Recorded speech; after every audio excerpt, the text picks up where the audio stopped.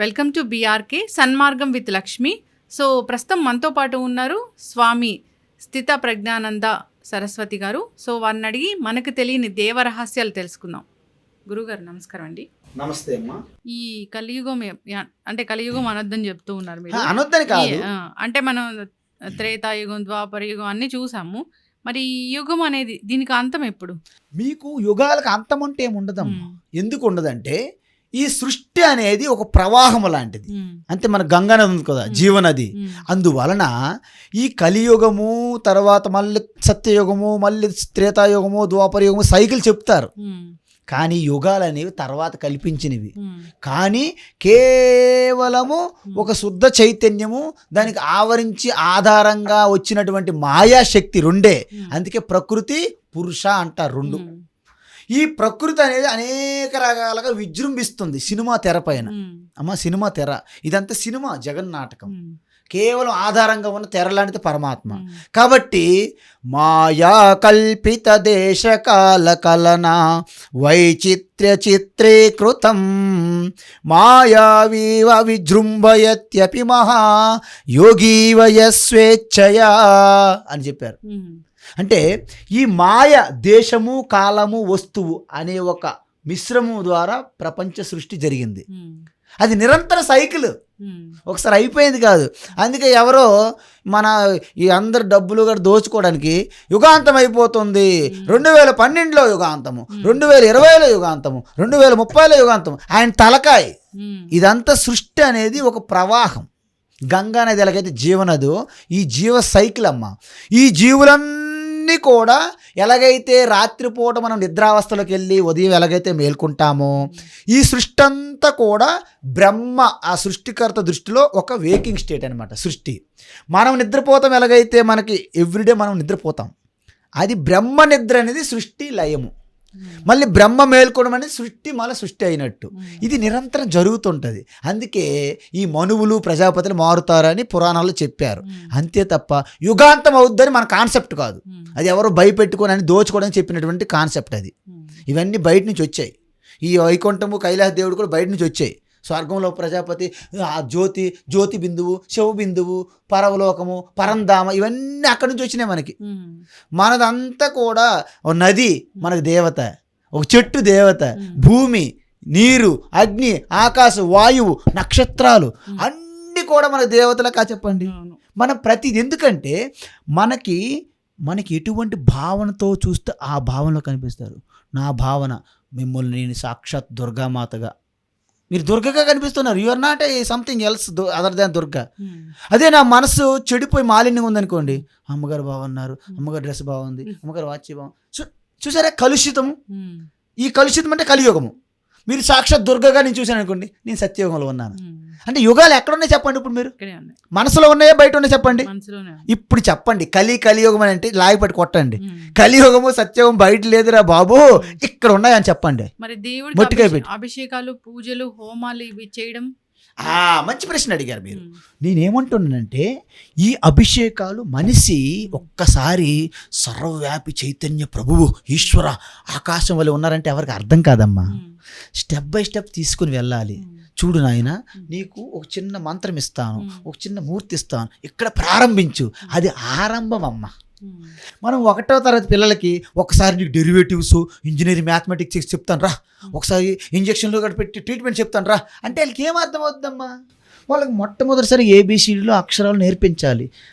ఈ ఆధ్యాత్మిక పరమాత్మ తత్వంలో మీరు పొందడానికి గుడులు, గోపురాలు, వ్రతాలు, పూజలు, అభిషేకాలు ఆరంభం నుండి అలా వెళ్తున్నాయి. LKG, elementary school, high school ఎలాంటిదో ఇది ఆరంభము. మన దురదృష్టం ఏంటంటే, మన దురదృష్టవశాత్తు, ఎంత దురదృష్టం అంటే మనకి ఈ యొక్క ప్రవచనకారులు అందరూ కూడా జీవితాంతం పూజలు, అభిషేకాల దగ్గర ఉంచేస్తున్నారు. మనకి పైకి తీసుకెళ్లరు. పైన ఉన్న తత్వం, గొప్ప తత్వం ఉంది. అది మనకి వివేకానంద స్వామి, శంకరులు అలాంటి వాళ్ళు తెలిసింది. ఉపనిషత్తుల జ్ఞానం ఎవరికి చెప్పరు. వీళ్ళెప్పుడు వంకాయల మీద, బెండకాయల మీద చెప్తున్న కథలు నవ్వించుకుంటారు. 2 గంటలు హ్యాపీగా నవ్వుతుంటారు, పోతుంటారు. అయిపోయింది. వాళ్ళ చుట్టూ వెనక పలాయని ప్రవచనకారులు వచ్చారంటే వేల మంది జనము. చివరికి ఏం తెలియదంటే వంకాయలు ఎక్కువ తినకూడదు అంటాను ఒకడు అన్నాడు. వంకాయలు తెలిసింది లాస్ట్. ఏం చెప్తాం? సో దీన్ని బట్టి మీకు ఏమర్థమైందంటే ఆరంభంలో పూజలు చెయ్యాలి.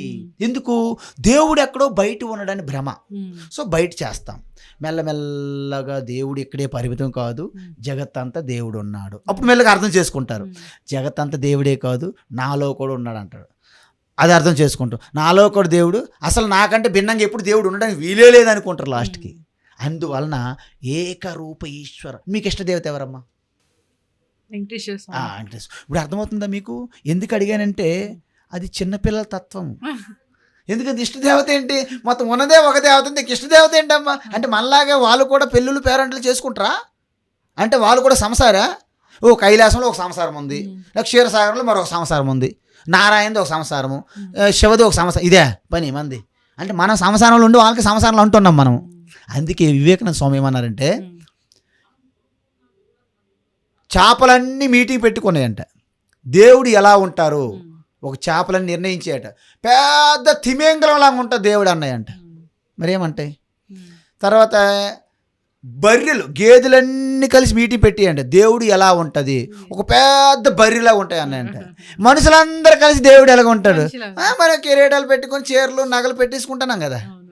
మరి పోనీ ఇప్పుడు చెప్పండి, మనుషులు ఎవరైనా దేవుడిని ఒక బర్రెకి పూజిస్తున్నారా? ఎందుకు? ఈడు ఒప్పుకోడు, ఈడికేం కాదు. అందుకే వాళ్ళ ప్రసాదాలు కూడా ఎలాగుంటాయి తెలుసా?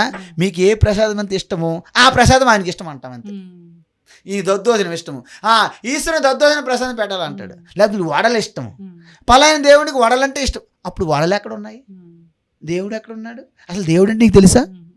ఇంతకుముందు చెప్పాను కథ, పాలలో వెన్న ఎక్కడ ఉందో మొత్తం విశ్వం అంతా వ్యాపించి ఉందన్నాను. తర్వాత రెండో ప్రశ్న, ఈశ్వరుడు ఎటువైపు చూస్తున్నాడు అడిగాడు. ఆయన ఏమన్నాడంటే దీపం చూపెట్టి, ఈ దీపము జ్యోతి ఎటువైపు చూస్తాం చెప్పమ్మా? ఎటువైపు చూస్తుంది దీపం? ఇక్కడ పెడితే మన చూపుని బట్టి ఉంటుంది అంతే. చుట్టూ అందరి వైపు సమానంగా ఉంది కదా. పరమాత్మ కూడా అందరికి సమానం ఉన్నారు. ఈశ్వరుడు ఏం చేస్తుంటాడు? ఇదే చేస్తుంటాడు. ఇంతకుముందు నువ్వు పైన కూర్చోన్నావు, ఇప్పుడు కింద కూర్చోన్నావు అన్నాడు అనమాట ఆయన. అందుకే ఈశ్వర సర్వభూతాన హృద్దేశేర్జున తిష్టతి. సకల ప్రాణు హృదయములో పరమాత్మ ఉన్నది. చీమలోను, దోమలోను, ఆఖరికి కరోనా వైరస్లోను పరమాత్మే ఉన్నది. పరమాత్మ అవతారం కరోనా తెలుసా మీకు? కరోనా అంటే ఎవరు తెలుసా మీకు? విష్ణు అవతారం కరోనా తెలుసా మీకు ఎవరైనా?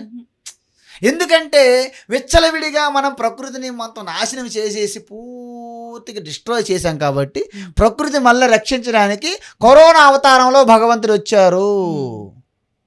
ఇంతవరకు ఇంక గుడులు కట్టలేదు, ఇంకా లేకపోతే ఇప్పటికి గుడిలో వచ్చేసింది కరోనా మాతో కరోనా ఈశ్వరుడని. అంటే అలాంటి ఎప్పుడెప్పుడు జరుగుతాయి? ఎప్పుడెప్పుడు జరుగుతాయి అంటే మీరు లెక్క పక్క లేకుండా మీకు ఇష్టం వచ్చిన తినేస్తే ఎలాగైతే మీకు రోగం వస్తుందో, ఈ సమాజంలో ఎవరికి బాధ్యత లేకుండా విచ్చలవిడిగా ఎవరైతే ప్రకృతి నాశనం చేస్తారో అలాంటి భయంకరమైన కరోనాలు ఇన్నేనే వస్తాయమ్మా. అవునా కదా చెప్పండి మీరు తల్లి? ఇప్పుడు ఇంత పచ్చని అడవులు, ఇంత గ్రీనరీ ఉన్నటువంటి సమాజము ఇప్పుడు ఎన్ని చెట్లు నాటుతున్నారు? 100 చెట్లు కొడుతున్నారు, ఒక చెట్టు కూడా నాటట్లేదు. మరి ఈ సృష్టి అంతా కూడా ఈశ్వరు శరీరం అమ్మ. మన శరీరంలో ఒక్కసారి బ్యాలెన్స్ తప్పితే దగ్గులు తుమ్ములు వస్తాయి లేదా? మరి ఈశ్వర శరీరం విశ్వం అంతా మరి అక్కడ బ్యాలెన్స్ తప్పితే ఈశ్వరుడికి దగ్గులు తుమ్ములు వస్తాయి లేదా? ఆ దగ్గులు తుమ్ములే కరోనా. మీకు అర్థమవుతుందమ్మా? ఈ విశ్వంలో ప్రపంచంలో ఉన్న ప్రతి ప్రాణికి ఆ కర్తవ్యం ఉన్నది. అన్ని ప్రాణులు కరెక్ట్గా ఉన్నాయి, మనం తప్ప. ఈ విశ్వంలో ఎక్కువ నాశనం చేస్తున్నతో కేవలం మనుషులే. అన్ని బ్రహ్మాండంగా ఎలా ఉన్నాయో అలాగే ఉన్నాయి. మనిషి మాత్రమే పాడు చేసేస్తుండే సొసైటీని, ఈ ప్రకృతిని. అందుకే ప్రకృతి మాత అంటారు. మనం ప్రకృతి మాత అంటాం కానీ మనం మూఢనమ్మకాలు చొప్పించేసాం ఈ మధ్యకాలంలో. ఈ మూఢనమ్మకాలను కూడా హిందూ మతం, హిందూ ధర్మం అని పేరు పెట్టేసాం మనం. నదిని పూజిస్తాం, నదిని కలుషితం చేస్తాం. చెట్టుని పూజిస్తాం, చెట్లు నరికేస్తాం. మీరు చెప్పండి, అంతేనా? వాయుదేవ అంటాం, మొత్తం కాలుష్యం, పొల్యూషన్. ఇది అందువలన ఇంక ఇలాంటి భయంకరమైన వ్యాధులు రాకపోతే ఏమొస్తాయమ్మా?